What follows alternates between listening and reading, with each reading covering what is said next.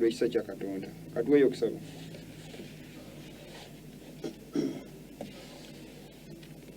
Katonda afataga tukwebaza kwa tuli balamu tusesa ya kakano. Twebaza okutusobozesa okuweereza kubayina kumakya budda obuweereza bwe tulimu bwonna paka mu kiseera kino ng'okyali wamu naffe. Twebaza okutugabirira mwoyo w'amagezi obukuumi bwonna byonna by'otuwadde. Twebaza bonna basodde wagira omulimu gwo. Twebaza bonna bayaya n'okuwagira naye ng'embeera tebasobozesa tubateeka mu mikono gyo basobozese. Tusabira obulamu bw'abantu bo abayaya n'okukola by'oyagala naye ng'omulabe Sitaani naye alwana. Bawa amaanyi n'obusobozi okuwangula n'okuyinza byonna. Saba mpa omwoyo w'amagezi ngenda okuyigiriza so okunjigiriza olunungamye mu bigambo byonna bye ngenda okwogera mu linnya ddungi Yesu Kristo omulokozi waffe. Amen.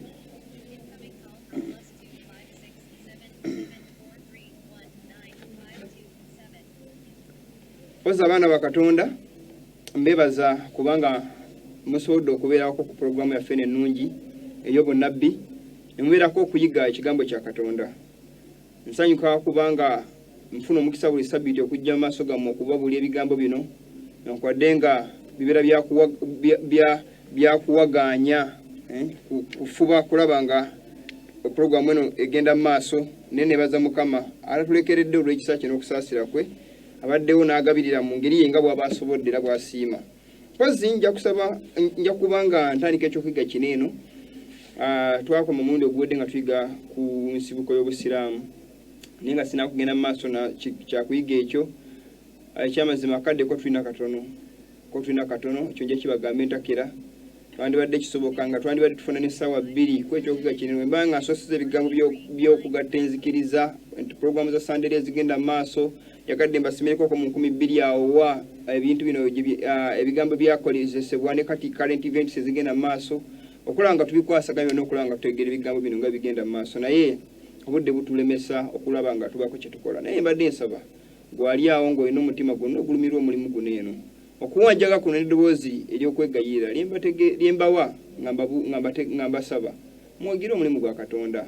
Ensi eno tugyetaaga bingi bye tunoonya mu nsi muno eno ne tebigenda kutuyamba ekyenkomeredde mu byonna bwe mwagenda kubireka mu nsi muno naye nga ate obanga wabeera muwanika mwesigwa n'obikozesanga Mukama bwe yeetaaga n'ogaziwa Kabaka bwa Katonda ekijja okuweebwa y'empeera obulamu butaggwaawo kubanga abantu bwe baganya ogwagira omulimu guno bagana okuwagira tebalina nsimbi bakolera bulamu bwa kaakano naye obulamu bwa kaakano tebugenda kubeerera obulamu butagenda kuggwaawo ebusinga obukuba obulungi. Abali ku pulogulaamu Mama Nakaddu abe katikamu bamusizaako ne famire yange abali mu kulaba mu kiseera kyonna mwe batumiddeko nnyo Mukama bawo omukisa n'abalala bonna sijja bamalayo brother Hilary n'abalala Mukama bawo omukisa. Simu tujja kuba nga twogera nga tumaliriza okuyiga kwaffe okw'olwaleero ojja kuba tuyongere maaso n'amasimu naye nga sina kutandika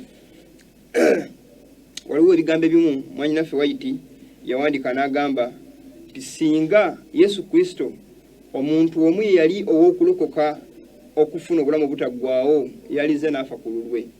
Bwe mbeeranga nga ndi ku WhatsApp n'ebigambo bye ntera owulira abazzaamu amaanyi abasiima obubaka abavuma abanyiiga bingi bibaawo naye olugendo twatandika sserwaffe waliwo alukulembedde yasinga byonna waliwo alukulembedde nannyini byonna yamanyi entandikwa yaffe n'enkomero yaffe so abanyiiga tewali kyakkola discouragements ne baganda ffe bazifunanga ebigambo ebimalamu amaanyi ebisongovu byayogerwanga kubanga boogera kuba bye birungi byebaagala naye wakati mu kubeera nga bali disappointed bamatinuza n'abalala bonna baganda baffe abatusooka mu lugendo luno nga batambula abayigirizwa bennyini abatume nga batambula mu lugendo luno nga lubasobedde Mukama yakozesanga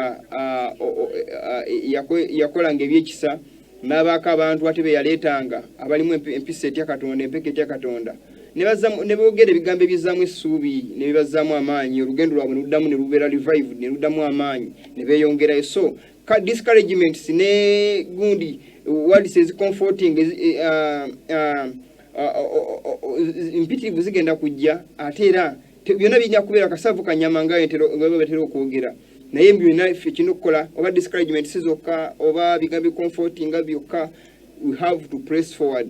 Tulina engule gye tuteebeddeko gye tuteebi gye tuluubirira okutuukako obulamu butaggwaawo ebyo tulina tumaze okugifuna tunassa ekikowo nti kati biwedde naye nga tubirina kuggwa Mukama yamanyi obulamu bwaffe gye bulikoma tuli okubulya ekigambo kya Katonda. Katugende maaso ku lutimbe bwe tuti nga Nyako nja amalwe genjaga amalobozi genjaga tulizeeko mwanyina fono yali alina byayogera byasiima nga yebazoba kabuno bubulirwa munku yanja waliwo abasiima mulize bigambo bineno yali mukatwiki nesenga bambi abantu bangi bawulira ebigambo bya mwanyina ono n'ebigambo byetubulya wano ne bavaako ne bazuukwa mu mutima kyandibadde kikulu nnyo tugende ku lutimbe tuwulirize ebigambo by'omukyalo ono ate bwe katweyongereyo.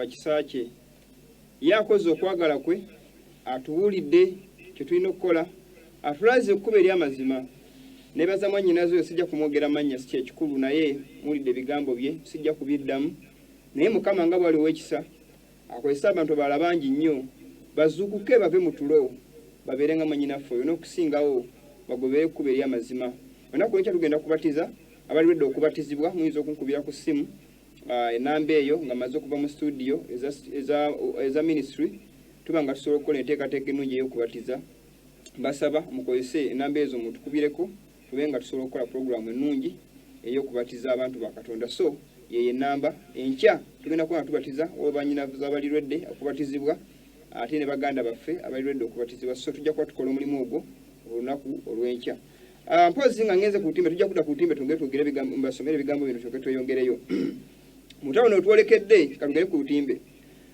mutawono otwolekedde mu kitabo ekiyitibwa Great Controversy peegi ya 14 tujja kusoma peegi ya 13 kwe tujja okufa okuva omwoyo bonnabbi agamba in the great final conflict mutawono olusembayo oluzibwa ennyo ola olukambwe bwenjo gamba agamba great final conflict agamba Satan will employ the same police agenda kukozesa enkola zezimu manifest the same spirit agenda kukozesa omwoyo gwe gumu mujjuke tuze tuyiga mu Dark Ages ekelezia engeri gyatimbwamu abakristaayo bagenda kutuza omwoyo guno gwe gumu and work for the same end bakolere enkola zezimu okufundikira ebintu mu ngeri yemu gwe babikola as in all preceding ages nga mu mirembe gyonna gyonna gye tuyiseemu that which has been ekibaddewo will be kijja kubaawo except that the coming struggle will be marked with a terrible intensity such as the world has never witnessed. Nti otono olusembayo olugenda okusembera okulwana okuwa wakati w'obutuukivu n'obubi nga Sitaani akola kaweefube okulwana nti otono olugenda kuba lwa maanyi nnyo ensi lwetalabangako otwa witnessingibwangako ntera nnyo okubaga nti entalo zikyajja kikyali kituuza abantu baga nti baleeta mirembe mu nsi ensi egenda kutabanguka paka wagenda okussa ekimu okulwanyisa abantu ba Katonda babeere nga bali omuntu omu nga balina eddoboozi limu naye nga kyaliwo obubiina obutannaba kukkaanya bulungi nabo ensi egenda kubeera in rune until nga bamaze okuyisawo agenda zaabwe zonna zonna nga bamaze okuziteekawo naye mu kaseera katono nga bamaze okugamba nti mirembe balwanyisiza abatukuvu babopulesinze babajezeza bavudde ne mu bibuga badduse for the safety of their lives Mukama malaika Mikaeli agenda kuyimirira agenda maaso n'agamba Satan's deceptions will be more subtle his assaults more determined if it were possible he would lead astray the elect Marko 13:22 ebigambo bwebiri Sitaani agenda kukola kefu agenda kuba mukambwe nnyo mukaawu agenda kukozesa obukodyo bungi nnyo emikutu mingi nnyo enkola nnyingi nnyo zagenda okuyitamu n'okunyigiriza okulaba nga wekiraba kisobose n'abalonde ba Mukama bajja kubanga baliyimbibwa if possible to unfold the scenes of the great controversy between truth and error to reveal mpozi tulaba ebigambo bino ebya great controversy bitulaga era osoma ekitabo ekyo kikulaga olutalo olunene olw'amaanyi ennyo olulwanibwa abantu bambe bagamba nti baluliimu naye nga ate balulimu already balwegaana naye nga ate lwe batuddemu kubanga sayidi buli muntu ky'ekintu ky'okola wansi w'enjuba kirina sayidi gye kikusuula kuba gwe obirimu oto biriimu Mukama ajja kugulupinga whether you like it or not bwe tweyongerayo akaddeko katono nnyo nenjala tweyongereyo mwe bonnabbi agenda maaso n'agamba ebigambo bino eno agamba Great Controversy page ya 13 twamaze agamba nti as the Spirit of God has opened to my mind the great truths of his word and the sins of the past and the future. Kwa hiyo wasome ebigambo bino besigenda kuddamu tulabanga Setaani Mukama yalaga omwanyinaffe ebigambo bino ebyaliwo emabega ebiro nebigenda nebijja maaso nga ebyafa byennyini ebyali biriwo before biddamu jjuka ku Kolosai 13 Bayibuli egamba nti ogusota guno ensolo yalina mayembe ng'ag'omwana gw'endiga America yamanya neyogera ng'ogusota Setaani naye kuza amanya g'ensolo y'olubereberye obwa paapa event amaanyi gano ge tulaba geefunye ag'amaanyi okulanga kati yeesalyawo amawanga gonna yenkulungo ya buli kintu gagenda kuddamu gabere mangi nnyo okulaba nga balwanyisa amazima ga Katonda paka ebanaawo pressing abantu na buli muntu atali w'amazima ku kigambo kya Katonda agenda kuwanika asaladde ku lwiri lw'omulabe so olutalo luneeno waliwo amakanisa world loving churches zigenda kubanga zeegatta wamu n'abasajja bano olaba ndowooza amazima gano ageesaaga ekiseera galina okubuulirwa. Amakanisa gano agatagala Katonda naye nga geefudde aga Katonda gagenda kuba nga galaga empisa zaawo nga geegatta wamu mu nkola ezirwanyisa enkola eya Katonda ey'amazima. So twekuuma ebigambo ebyo kubanga bigenda mu maaso ate era nga weebiri. Bwe tweyongerayo akadde kagenda ne katweyongereyo bwe tulaba ebiseera twakomako oli ku bisiyaga manja ga bintu bino tubikooneko katono nnyo. Naye otawuno we tulimu New World Order agenda ebisiyaga tumanyiwo ebiri kyekimu ku byo muli Embassy ya America twabanga babicelebrating omuli ogwedde Gay Pride LGBT abasiyazi mu America. Biden mujjukira ayogera ebigambo bye nabasomerako okuwa neno lumu bamujjukira ng'agamba nti okusinza ku maanyi agamuweebwa Utula 2021 neno yagamba nti now therefore I Joseph H. R. Biden Jr. President of the United States of America agamba nti by virtue of the authority vested in me by the Constitution and the law of the United States. Posi bingi nnyo wano agamba I call upon the people of the United States to recognize the achievements of the LGBTQ community. Posi agenda zino ez'ebisiyaga New World Order ezimu ku byo kyekigendererwa kyabyo kyobola abasumba bangi abali mu nteekateeka zineno birimu amakanisa n'ebintu ebyensi. Naye njagala bamulisako mulisa kubanga kadde katono nnyo njagala kwanguwa speed olwakadde tekawaliwo. Gay Pride tujjukira ne SDA yajenyigiramuko Walawala University Association of Students at Walawala University SDA nga June nga biri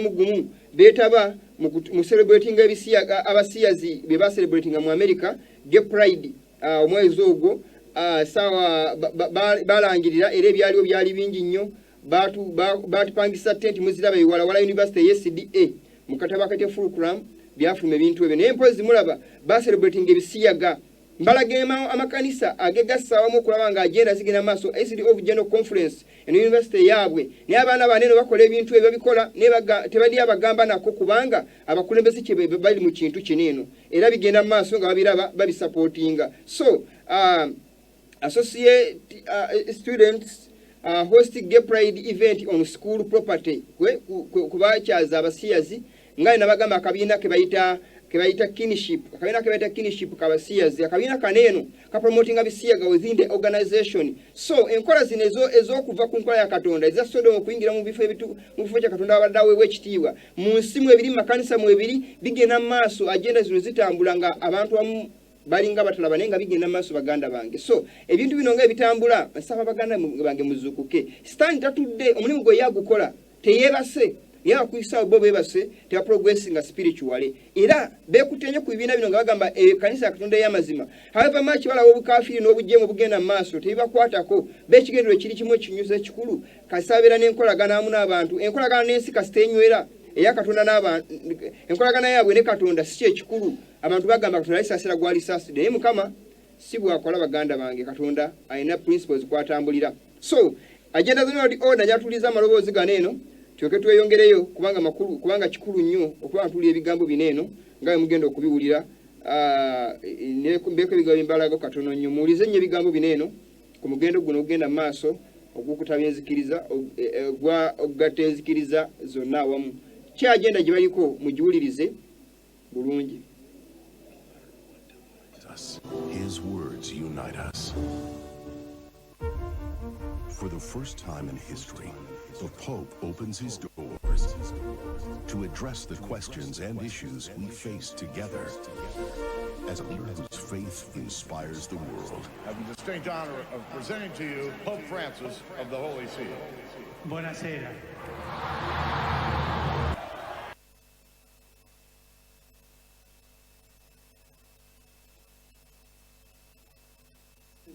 Muwulidde ebigambo ebyo nga bakuba emizira ensi zonna ziri gisinza nga boogera ani ayinga yo ayogedde ekigambo kimu buli omu n'akuba emizira. Katugende maaso tuwulize ebigambo bino.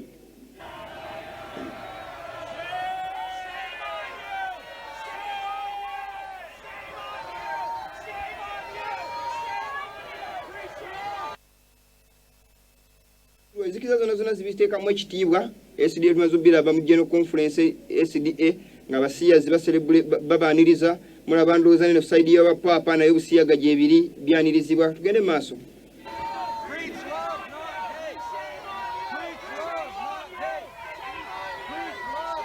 In a divided world, saber escuchar. Las diferencias nos dan miedo porque nos hacen crecer. Agambye nti enzikiza zaffe differences zisobola okutuleetamu enjawukana kwegamba n'okwawukana yawukana era bizitutiisa, they scare us. Enzikiza zaffe zitutiisa olaba ndowooza. leader has a mission. Non è debolezza lo teneresi, è fortezza.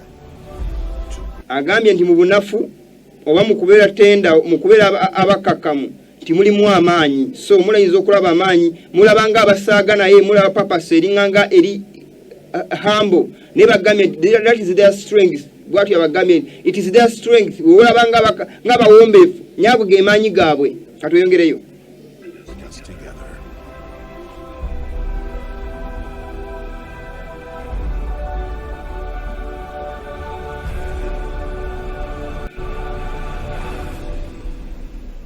Abbiamo tanto da fare.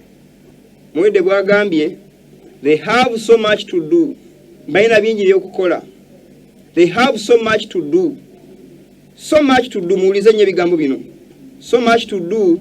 E dobbiamo farlo. And we must do it together. Balina kukikola bonna. Enzikiza zonna zonna agamba balina kukikola bonna. Agenda maaso n'agamba. Agambye nti bingi balina okukola.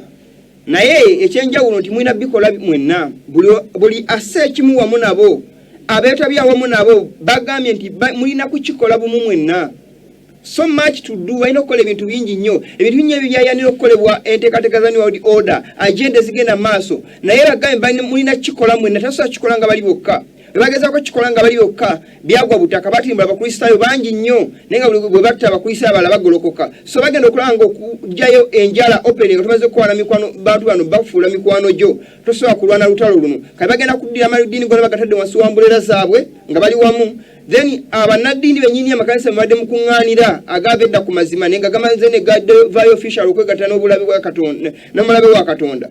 Bagenda kuvaayo bo pasacutinga abakristaayo kubanga amaze okwegattamu okukola omulimu ekibondo ekimu ekintu ekyawamu okola nga balwanyisa enkuba ery'amazima. Muwulize nnyo ebigambo bino byetugenda okuddamu okuwuliriza mutege amatu nga tugenda mu maaso. Katuwulize ebigambo bino mubiwulirize.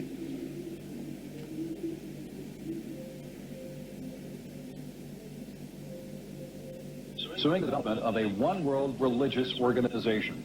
Today, on the United Nations 55th anniversary, CBN News reporter Wendy Griffith takes a look at what's behind this push for a global religious voice. After a while, the drums, chants, and prayers representing many of the world's leading religions all started to sound alike, somehow losing their flavor in a melting pot of spiritual soup.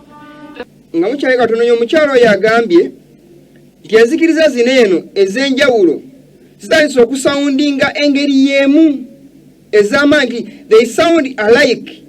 Balese okuba nga balina eddoboozi limu eribifaanaganya. Mujjukire kiro kyetwawulyako akatambi ketwalako ka papa ng'ayogera tujja kuddamu tubeerako mu maaso eyo nga bagamba coexistence okubanga musobola okubeera awamu nga mulina enjawukana mukkiriza ebyenjawulo naye musobola okutambulira awamu nga musoundinga alike. Tekyali anyigiriza munne. However much mulina enzikiriza z'enjawulo naye nga mulina ekibagatta awamu ekibafuula okwaba oluganda. Katugende mu maaso. First ever Millennium World Peace Summit of religious and spiritual leaders took place at the United Nations in August, and some believe it marked the first major step toward a movement to usher in a global spiritual body that may one day speak for all religions. Robert McGuinness with Ebigambo mubiwulidde wabagambye nti ekigendwa ky'enteekateeka zino kwe kulaba nga bateekawo bode emu oba eddoboozi limu okwegatta okufuula ebintu bino ekintu ekimu okulaba nga bateekawo eddoboozi wegenda okwogera ebibiina byonna nga biryogerera. Kakati muganda nga gwali awo ng'ogamba nti nze tebinkwatako ze nzikiriza byange. Buli w'obeera n'omukulembeze nga amaze okulyamu amazima ga Katonda olukwe nga na sayidi gy'agenzeeko ng'asaze eddiiro n'ava Katonda, omukulembeze oyo nga oli wansi we yakukulembera yakutwala buli ddoboozi lyanaafulumyanga oba lyakugamba nti tukkiriza okusamira nawe ojja kuba olifulumiza kubanga omaze otegeera obubi bw'omukulembeze oyo n'enkweze ate era stiru okyali wansi wa mukulembeze oyo bawulidde bagambye nti bagenda kufuna eddoboozi limu eryogerera enzikiriza zonna nga liri uniform bagamba nti tetwagala kuddamu kulaba muntu agenda mu kkanisa mwena temulinnyayo bwe mugendayo n'abakulembeze bamwe bakwegaana ne bagamba nti ani amutumire tetumumanyi yagenzeeyo bibye eddoboozi liririmu naye nga eddoboozi eryo si lyabatya Katonda eddoboozi ly'abajeemu abakaafiiri nga limaze okuba nga erifuuka eddoboozi ly'abantu abagamba nti bakkiriza Katonda bonna ng'eriboogerera mulize nnyo ebigambo bino mbiwulirize mulize nnyo wano tugenda wakulu nnyo ebigambo bino mbiwulirize. The Family Research Council says it appears the hidden agenda is to unite people under one religious organization so they will peacefully accept UN goals such as population control, muwulize nnyo awantu wano we tuli so tuveeko ne ku lutimbe katono nnyo tuve ku lutimbe bagambye baagala kufulufiringa UN goals kyewuunyisa they want to fulfill UN goals muwulidde ekigambo ekyo bagala fulfiringa UN goals okulaba nga bataddewo eddiini emu UN yekyagala ne United Nations ekibiina kigatta amawanga gonna baagala eddiini emu nga yegasse wamu ye agenda gye balina ekirala baagala population control okukontrolinga obungi bw'abantu muno mulimu okufulumya okutondawo endwadde nze nga kibagamba mulimu okutondawo entalo ebyo kibagambye baganda bange okutta abantu nga kigenderere. Those are the UN goals. Population control. Tulina obudde butono n'essaawa 10 nali zimaze wano nga njogera ebigambo bino kubanga bingi nga twalisobisosotola tetuyinza na kumalawo. Bagambye UN goals controlling population eyo agenda emukuzo population control. Muliza CDA katudde ku lutimbe CDA oyogera ku kya population ddala bali ekintu kimu katudde ku lutimbe mu mwaka gwa 1989 kataba kati ba spectrum uliya bayogera though we walk on the face okwenga tutambula nga tuna ebitukugira Adventists SDA lean towards abortion besigame kukujjamu embuto abortion bakyesigamyeko rather than against it okusinga okukirwanyisa population control mujjukira okugatta enzikiriza okubeera ekibiina ekimu agenda za UN okontrolinga population control okontrolinga obungi bw'abantu okubukendeeza rather than against it SDA bagambye nti bakiwagira ekyokukendeeza ku bungi bw'abantu. Those are the new order agendas because we realize we are confronted by big problems of hunger and overpopulation. Tumaze okukiraba nga tumaliddwawo ebizibu ebinene nnyo ng'enjala n'omugizo gw'abantu. Baganda bange Bayibuli Katonda SDA eri against Katonda. Jukira Bayibuli yagamba Katonda yagamba abantu mugende muzaale mwale. Kali Mukama agamba mugende muzaale mwale tiyagamba n'omwana amala okwala ne muwingiwako mulekerawo kuzaala.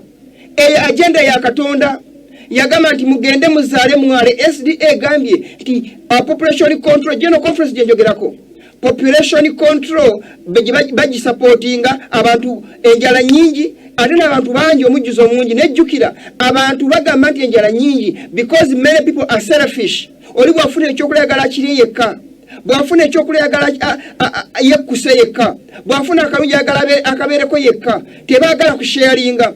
That's why selfishness yegamba yenkola sitaani okulanga balaga abantu nti enjala nyingi nenga luwa abayiwa n'emmere waliwo baterese sente mabanka waliwo balina zirumu zizijjudde sente ne bagamba nti abantu enjala nyingi tebalina kyebayibaliisa naye nga sente mu nsi mweziri emmere gyeri ne baterekerawo abantu b'entalo enegye ne bawa obuwunga ne babubawa obulimu n'obutwa ne bakendeeza obulamu bwabwe okubukendeeza anti bali kucontrolinga population. Temwaza nti abantu babawo obuwunga bo UN ebuyambi bagaba tibabawo okubanga babaagala bawe abantu emmere naye nga egenda kuba affecting obulamu bwabwe ebatirimbule. Mujjukira obuwunga bwe bagaba Kenya bawogerako emyaka giyiseeko abantu baafa. Sasa abantu bali mu nkambi z'ababundabunda balya ku mmere eyo so abantu bangi bafa kubanga bagala okukendeza obujju bw'abantu ne SDA egambye nti bakisupportinga bagambye nti we do not oppose family planning enkola z'ekizaala gumba and appropriate endeavors to control population ne buli kaweefube yenna akolebwa okukendeza okukontrolinga obungi bw'abantu. SDA is behind everything. Ekyo nkibagambye ayagala ayina amatu ajja kuwulira, ayina okutegeera ajja kutegeera, naye atalina tewali kyakko. Katudde ku lutimbe tulaba ebigambo bino baganda bange. Obudde bwo tujja kuba na butonde tubujja kutumala, we tunaakoma nga tunaakoma. Abaana tuba twagala program eno etambule obudde busingako wano tujja supporting kyenyinza okubagamba. Katugende mu maaso. Bwe tweyongerayo bagenda maaso ne bagamba muyize amaloboozi gano, muyize amaloboozi gano.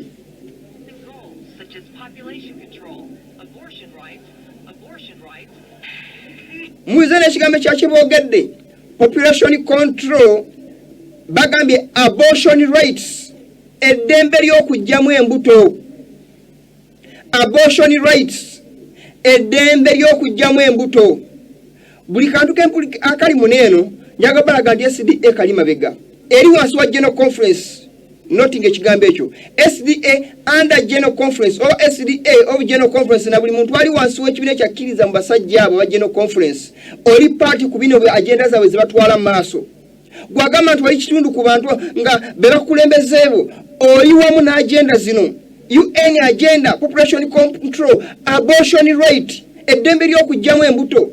Mujjukire vaccine zino ze babakolera ziba za AstraZeneca n'ebirala byonna byonna, mulimu aborted fetuses, kutta. That is murder. Yesu Katonda mu Zaburi mungero Mukama agamba ebitagamba bitano ebibi bitano Mukama byakyawa ebirala binanga bazobyogera agamba okuyiwa omusawo okutalina musango. Innocent blood, okuyiwa omusawo okutalina musango. Okugema olina kujja obulamu bwa muntu okusobola okugema omulala. Ekyo Mukama tagama nkoti gwe omulala go surviving si enkola ya Katonda. So abortion rights, eddembe ly'okugyamu embuto. SDA kirima mbega mulabe omusajja gweta BT Rice ngali kulala ya Hillary Clinton ayogera atya ku abortion right. Muliye nga akwira Hillary Clinton akalango, mulize kungere ku time tulize bigambo bineeno.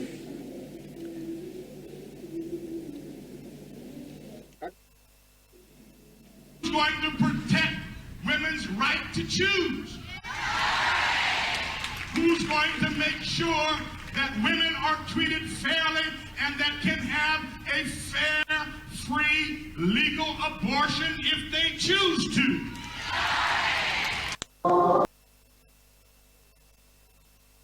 Nnyo agambye ani agenda okubeekinga sure nga abakazi batreatingwa fairly and they can have a free, fair, legal abortion if they choose to.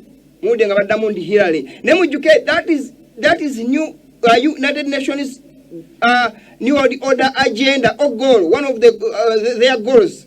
Zebafuba okulaba nga ziyitamu olaba ndowooza right eddembe kukugyamu embuto ne CDH promoting ekya advocating mulabye nga spectrum akataba babiyisaamu ne mu 2000 wano yali 1989 wano mu 2000 still not even in 2000 wano Hillary Clinton yakasimba recent mwaka ngwirabidde naye nga still bagamba ekintu kyekimu nti they support abortion kibeere ligo nga kikirizwa mu mateeka.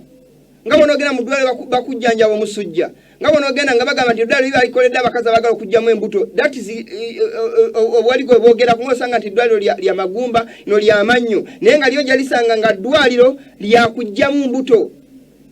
Baganda bange katugende ku lutimbe obudde bwo butono katuyongereyo. Omusajja oyo omu yagamba papa nga mwita papa yo holiness. Katuliza amaloboozi g'omusajja ono, katuliza amaloboozi gano muwulize kati.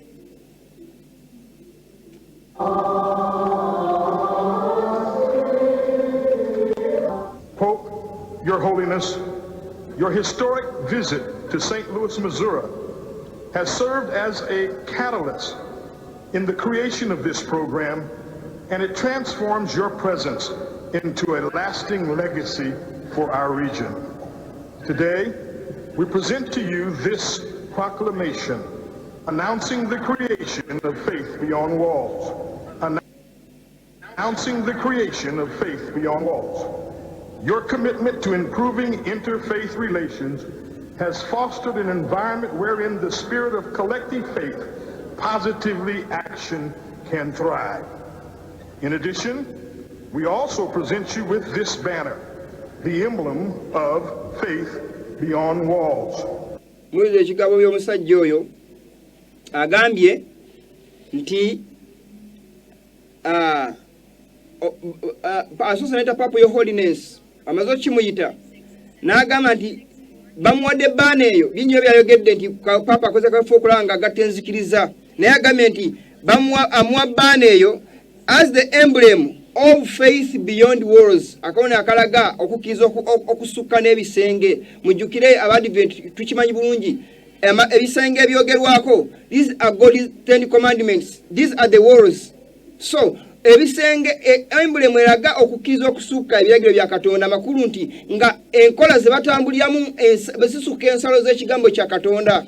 So yena agenda yokugatenda enzikiza zonna zonna okubeera mu kipooli ekimu ye agenda eyokulaba nga bajjawo enkola ekigambo kya Katonda okubanga kijibwawo mulaba ekigambo ekyo. So mulaba wemala okumaliriza yagenda eri Papa namukwata mu ngalo nasembera wandiza mulaba biti rice bwatyo nga namusamu ekitiibwa ezo nazo agenda ezikolebwa okulaba nga bagatenzikiza naye akantu kenjaga tuwulirizeeko waneeno kubanga bingi nnyo ne mutulize interview eno yenyiza okusembayo nayo kubanga ebigambo bingi nnyo muze interview eno muze amaloboozi ganeeno muli ekibe bateekateeka okulaba nga bakola abakristo mwenna ebigambo bino mbiwulirize nnyo kibiki yateekateeka okukola abakristaayo abanaabaganya okugonderera enkola zaabwe ate biki bateekateeka okulaba nga bafubo nga enzikiza zino zegatta okubeera ekintu ekimuwulize nnyo ebigambo bino omusajja ono nga muwa interview.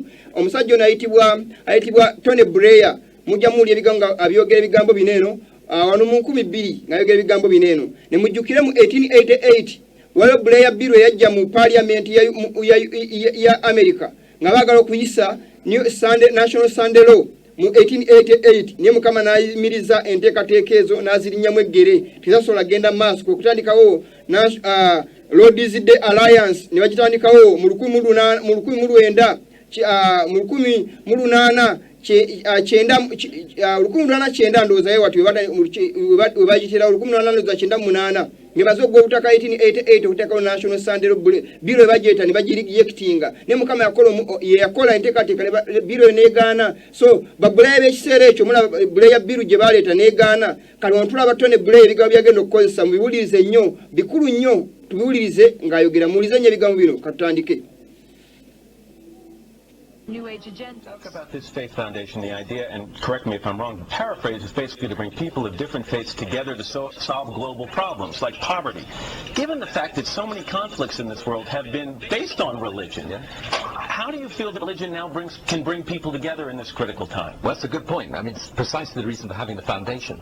I mean, in my view, what happens in the modern world is that everyone's being pushed closer together. That's what globalization's doing. The world becomes a smaller place. Religion, if it becomes a means of pulling people apart and dividing people, can become then a source of conflict.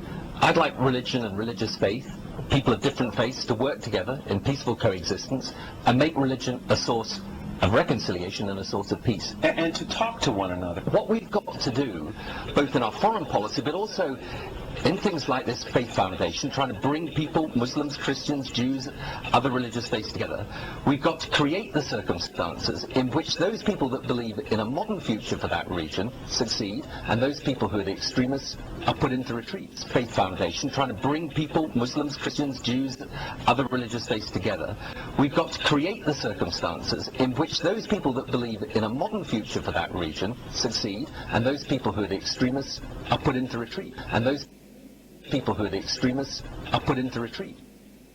Suppose nga tufuddeyo katono nnyo ku lutimbe ebigambo by'omusajja ebibadde bingi nnyo mbiwulidde bamubuuza mugenda kikola mutya naga tugenda kulyetingawo enkola tugenda sooka tugatta amadini gano wamu bwe tumala okugagatta awamu nga gali ekintu kimu tugenda kuddira abantu abo abeeyawudde ku nkola zino eno babayise ba extremists abasukkiriza tugenda bopule bagenda bateekawo enkola ezibanyigiriza bagenda teekawo enkola ezibanyigiriza olaba ndowooza bagenda gatta enzikiriza ziri zonna naye bano abagambye ba extremists abasukkiriza abava ku nkola zaabwe abatatambula nga bwe baagala bagateekawo enkola circumstances ebintu ebibaleetera okulaba nga banyigirizibwa bawanike mujjukire ye agenda za new orders bateekawo okuteeka amateeka amapya agafuga ekisooka bagenda kujja cashless society balina obiteekawo nga omuntu atagenda vunamira nkola zaabwe tagenda kubona access efuna yadde okugula yadde okutunda bagateekawo enkola ez'okulaba nga bateekawo immunization ng'omuntu atalina bugeme baluwa za bugeme tasobola kufuna access services za gavumenti nga naye nga jjukira abakulembeze b'amadiini bagenda kuba bawagiririza endiga zaabwe bazikubiriza mugemebwe mugende mukole ki bagenda kuba nga benforcing enkola zino okulaba nga abantu bazitwala mu maaso so agenda bagenda kuba nga bazitwala mu maaso we batyo mpola mpola okulaba nga bakozesa amadiini gano bagambye nti ekibaddewo mu kiseera kino eddiini badde eyawudde abantu ne bagala okulaba nga ensi efuuka a small place nga ensi esobola okunyigira mu kifo kimu nga tusinawo osobola kwetakkuluza yegamba omusajja oyo byayogedde nga obeera tolinawo osobola kuddukira naye kati amadiini buli omu gamukaswe taliwo muna mulala ne bagala okulaba nga bateekawo enkola ezibakuŋŋaanya awamu nga basobola okuba balwanyisa nga bali omuntu omu nga tolinawo osobola beetakkululizaako. Those are the agendas of the New World Order. The agendas behind one world government, one world region. Mujukano recently mwalaba wano East Africa nabagala okwegatta nabalaba olyago ebange litambuddeko ebegawo weeks nga 2-3 nga bagala okwegatta East Africa okukola enkola ezaawamu bagala nnyo ekiro ekyo kigende mu maaso n'ekikyaganye nono mu Uganda bagala gavumenti yaffe yasaba ekitebe kibeere wano mu Uganda naye zino agenda yadde bambe bazikola tebazimanyi temanyi batukiza nkola za New World Order agenda za mulabe wa Setaani ze batwala mu maaso okukola ensinga it is one global village. Mujjukire Mukama amaze okutonda mu lubeebere Bible gandi Katonda yawula ensalo z'amawanga yateekawo borders kwe ziyita Mukama yateekateeka ekintu ekyo yayawula ensalo z'amawanga naye kyebagala okukola okugyawo borders okulanga buli muntu alina access okutambulanga buli wayagala naye nga kutambula okwo ofuna access eyo ng'omaze kuvunnamira maanyi gano buyinza buno. So baganda bange ze zino enkola ekyokulya kino kiwamu kyaka kiriko n'essaawa eziwera 3 ate nga sinekyentu kyemba njagala kulekayo nga sikyogedde. So nyakuulira ku peesi yange kubanga tewali kyakkola newe nayagala okubakira ebirala nga bino ekintu ekikulu ekyekisaa kino ekisembayo nga nkibuuse tekigenda kukola makulu. Gwe muganda nga ali eyo muisiraamu nga tobivingira mu Kristo tobivinga mu kigambo kya Katonda Bayibuli ngagga erina ebigambo ebikakafu ebitakyuka. Bayibuli ngagga ene ebigambo ebinywevu Mukama bye yawandiika nga tebikyukakyuka ng'era bitulaga gye tuva we tuli ne we tugenda. So Bayibuli y'ekitabo kyokka ekiri ekyamazima naye okubadde Setaani akozesezza enkola nnyingi nnyo okulangalira abasajja ab'obulimba abasajja be abamugondera n'abateekawo okulaba nga babuzaabuza n'ateekawo lyenzikiriza n'ateekawo enzikiriza n'agaanzikiriza kino sikkiriza kino naye nga bonna bakozesa Bayibuli. Setaani ogwo mulimu agukoze okulaba ng'akyanka anyiiza abantu abajja ku mulamwa gw'okugoberera ekigambo kya Katonda Bayibuli. N'akuba version za Bayibuli endala nnyingi nnyo okulaba ng'ajjawo amazima agaddala okulaba nga obulimba bukkirizibwa mu kifo ky'amazima bazita version ezigondezeddwa mu lulimi mu nsoma yaazo naye ng'ate ekigendero kya version za Bayibuli zino kujjawo mazima gaddala kutwistinga mazima amatuufu okulaba nga bagajjawo. Setaani asobola okulaba nga obulimba bwe buyitawo n'osoma Bayibuli naye nga yewakanya amazima yewakanya Katonda yennyini. Bayibuli wesito bwe zikoze gwe mulimu gwe zikoze. So tulina okulaba nga tuzuukuka ng'ekiseera kikyaliwo. So naye tusome ekiwandiiko kino ekiri ku lutimbe okulaba abagabe bagenda kunyigiriza buli muntu okulaba nga abagondera abavunnamira. Mule Papa Benedicto bayogera mu 2008 ebigambo bye bimu biwulirize April nga 18 2000 muwulize ebigambo bineeno agamba ati afudde ku lutimbe agamba bw'ati mulirize aga the Roman Catholic Church makes its contribution in ethical posikambukewo olwakadde agamba nti according to the dispositions of international law olaba nti baga kuteekawo etteeka eri international eryawamu wewe bagenda maaso n'agamba help to define that law and makes appeal to it ng'okuyegayira etteeka eryo agamba that we live in a time tuli mu kiseera when little groups of independent people obubiina obutono obw'abantu abeetongodde threaten the unity of the world bakanga batabangula okwegatta kw'ensi. Muliza bigambo bineeno and that the only way to combat this problem terengeri yokka kisobola okulaba nga twaŋŋangamu ekizibu kino is by establishing law and then ordering all society society according to this law kyetugenda okukola okuteekawo etteeka nga tulagira society yonna buli nsi buli ggwanga we liri okulaba nga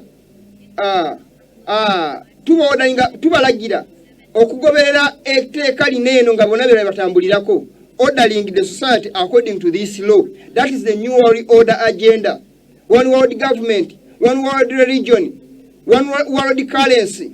So amategeko nagali uniform, but this law which they are advocating, which they are telling you, this is the national Sunday law, the blue law, or blue laws. Zebagera okulaba ba instituting okulaba nga ba promoting okuwakanya Katonda bateekawo power mujukire sabiti yekaboneka Katonda omulamu nga ne Satani balina sandi nga kabonekwe akobujemu. So bagala okusaka onoka Satani akobujemu kubanga yagamba ndirinya ku bukiiko bwa kkono ndiri nnyo kusinga emenyeza Katonda wezikoma nange ndibanga Katonda ndifanano yatula waggulu ennyo. Satani kyagezaako okukola nga akozesa abantu mujukire kubikola Sura 13 Bayibuli egamba nti ogusota yegwawo bwa papa entebe yabona okufuga okungi n'amaanyi n'obuyinza obungi yegwabuwa Satani yabuwa obuyinza obwo. So bukozesezza amaanyi gonna aga Satani amaanyi gonna ag'omubi okulaba nga bwestablishinga enkola ezigenda okuwakanya enkola ya Katonda kubanga ye power echikira Satani ku nsi kuno kandi ebibiina bino ebirabyo ebigoberedde enkola zimu Bayibuli ebiyita bawala b'omwenzi. So babamaze obagatta mu kibiina kimu okulanga balwanyisa Katonda nga bali ejje limu tebeyawudde mujukire papa yayogerako recent n'agamba nti division is a wound. Butayinza kuleka ekiwundo ekyo nga kikyali open yayogera ebigambo ebyo mbijjukira nabibagamba that division is a wound. Baganda bange samoni eno mpanvu sikonyina ku wetwakoma mundi oguwedde kubana adde mpulira nga kimpaliza okugera ebigambo binene abantu muzuke what is going on.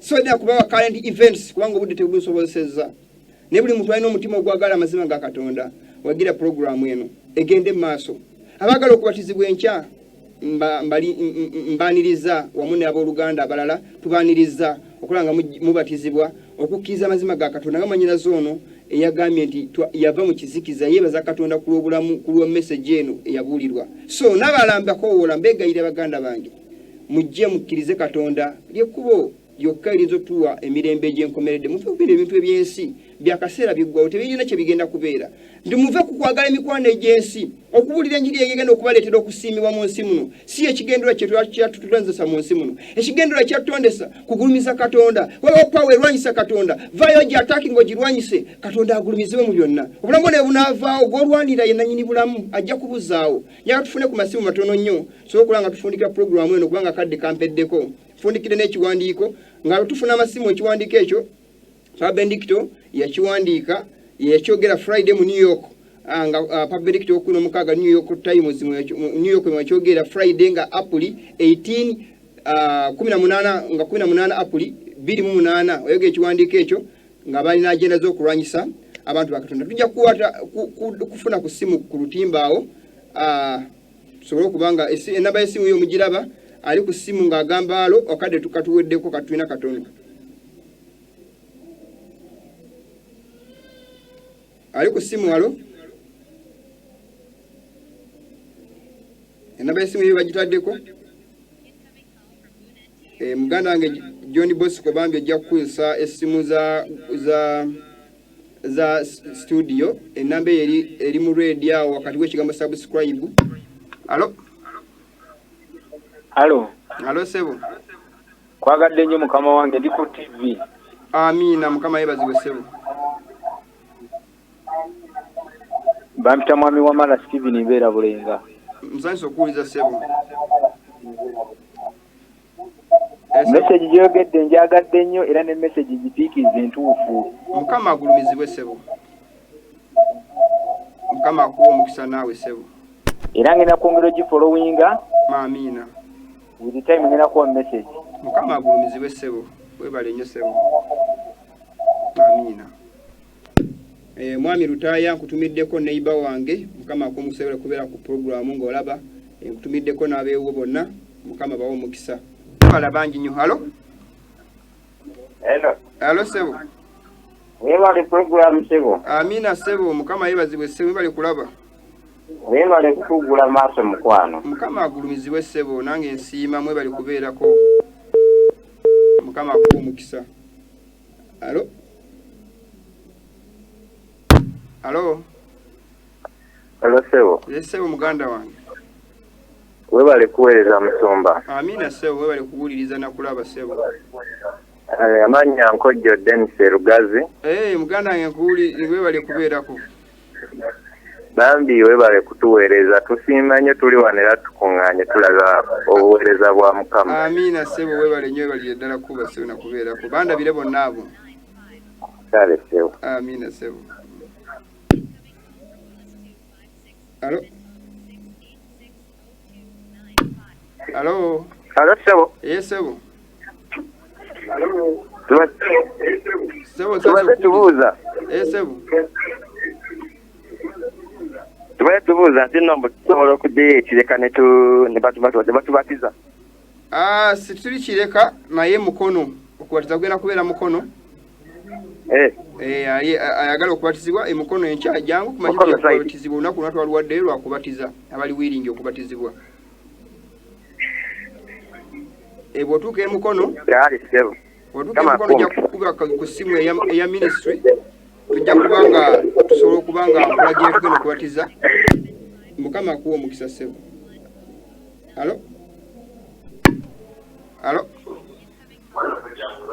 Hello. Hello Sebo. Jawale ko Sebo. Kale Sebo, Sebo webale kubeerako Sebo. Yes Sebo. Kyembuuza.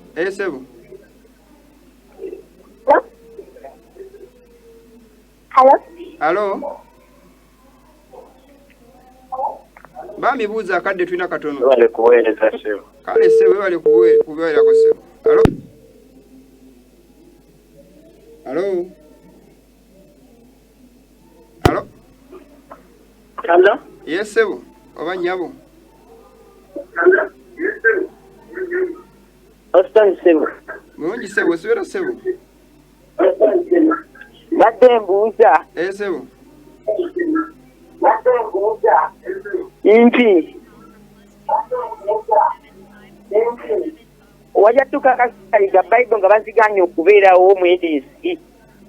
Okay. Webale nnyo Sebo. Mpozi kyaliwooko nkulikulesole 11 mu Bafalansa abajulu babiri batibwa ku nguudo ne bokya Bayibuli obwa papa bwakolako ekintu ekyo bifo ne bawera n'okusinza Katonda nga bakozesa aba emperors aba Bufalansa naye mu nsi muno mu kisa kino kye tulimu ekyakakyo kano kiyinza obutaddamu kubaawo nekye bagenda okukola kye kino Bayibuli bazikyusiza baziggyemu amazima ga Katonda bakuye versions empya ne King James kati za kwegendereza wao versions zebakuba naye nga New King James nga zirimu ne bazeditinze bataddemu ne commentaries ezenjawulo nga bi NLT Bible birala nga si KJV newe KJV ze bamaze okweditinga nga bataddemu zi commentaries naye nga za bulimba then one was NIV NLT nendala nyingi nnyo naye nga zonna za bulimba sitani kyakoze okulanga akyusa versions ezenjawulo okujjawo amazima Katonda zi good news zino zonna kasasiro omwerere temuli mazima ga kigambo kya Katonda. Hello. Hello. Hello. Hello Sebo. Jebale ko Sebo. Kale Sebo, Sebo webale kulaba na kuwuliriza. Ono Dr. Katwele Muse Mukono. Mzanso kuwuliriza Sebo. Naye webale mune ntero kugoberera. Sebo. Nze ndi musiraamu naye weewuunyize wantu osata era nja kujja kubatizibwa. Amina Mukama hebaziwe Sebo. Kubanga bannange osomesa ebintu ebimu amasa naye kati mbadde nkubuuza. Sebo. Mpujja ogamba nti ate Adventist ye supporting abortion kati asawo kiri kitya? Ani? Aba Advent. Sebo.